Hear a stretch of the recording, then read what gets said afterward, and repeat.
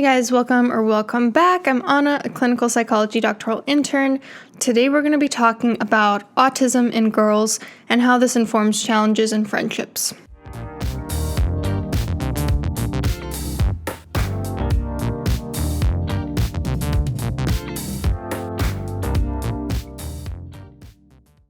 So autism has been highly requested as a topic for quite some time, and I finally wanted to look at some of the research on this, specifically some of the qualitative research, to see if you all would relate to the lived experience that these studies are speaking to. So this is a 2017 study that I looked at today at how girls with autism try to mask and make friends and the challenges of doing so. Really quickly before I get into it, I know that the article uses person-first language and that there's a real push online these days to use autism-first language, like saying autistic girls as opposed to girls with autism.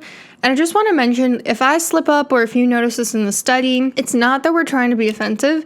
It's actually that we had it drilled into us in our education a few years ago. That was what was considered more respectful. So people who are using that sort of language often are trying to be more respectful and just haven't heard that, autistic people prefer something different these days, or they just slip up because, like I said, we've had it drilled into us. So, just a little something to mention. Let me know in the comments, where do you stand with that? Do you have a preference on person-first language or not? What do you prefer? Would you rather be called an autistic person or a person with autism? So the study looked at adolescent girls and analyzed key themes related to their friendship motivations, challenges, and masking of autism. If you don't know, masking is when usually girls, but boys can do it too, tend to conceal their symptoms of autism in order to better fit in with neurotypical people. So one overarching theme was that autistic girls very much have a motivation to have friends in school. They have a clear desire to have friends, but they have difficulties going about it. One of the difficulties is that they experience different expectations compared to their neurotypical peers.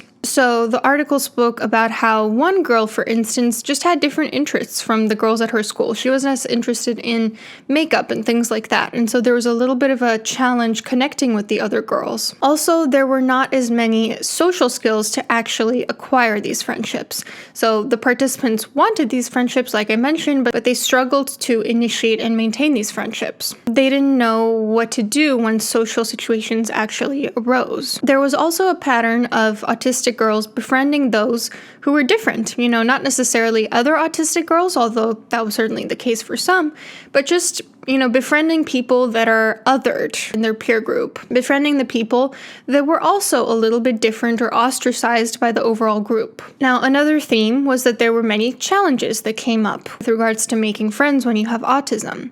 One was stress and anxiety. For instance, some of the girls were really overstimulated in class. It would be like a really noisy math class and they would burst into tears because it was just too much for them.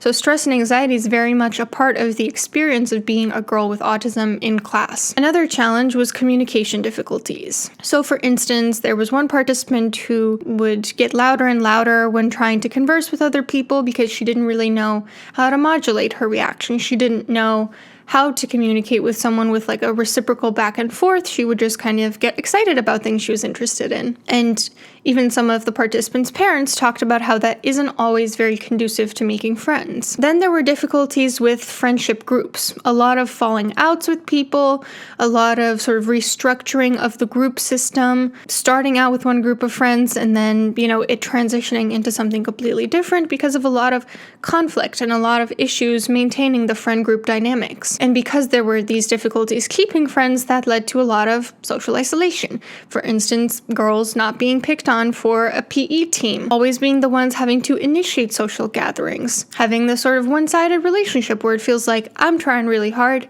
to make friends and it doesn't seem like they want to make friends with me. Yes, there was also a lot of bullying in the study. There was physical violence, there was verbal abuse, and that led to a lot of emotional vulnerability and distress on the part of these participants. And participants have different viewpoints on what caused this bullying in their peers. Some of them viewed it as, they're just being immature, not taking it to heart too much. But others did perceive it as very intentional and were quite hurt about it. And because of this bullying, there was also a lot of absenteeism of these girls not showing up to class because it's too painful to. And as a result, suffering academically because they're avoiding school, which is supposed to be a place of learning, but it's turning into a place of bullying. And then the last theme was masking, which the study says is both a solution and a problem in and of itself. It's a solution in that the girls would try to pretend to be someone else, like they would try to inhabit a celebrity, for instance, and think, how would this celebrity act in this situation? And they would, in a way, conceal some of their differences and some of their neurodivergence and better fit in because of it. But it was also a problem because the better you mask, the more you're not getting treatment, the more you're stopping your ability to get a diagnosis and to get the sort of treatment that would help you. So there were a lot of assumptions about the problem being something other than what it was. For instance, sometimes people mistake autism with social anxiety or ADHD or OCD. And there was also a lot of internalizing the issues, which is when you turn it on yourself. Externalizing is when you make it everyone else's problem. Internalizing is when you're masking, you're not getting a diagnosis, you're not getting treatment, and you just turn all that distress in on yourself. And that can be really painful, of course. So let me know what you thought about the article. It was actually quite brief, but if you are an autistic girl or a woman, did you relate to it? Why or why not? I would love to hear in the comments if you feel comfortable sharing a little bit more about your personal experience. Hope you have a great day. Bye.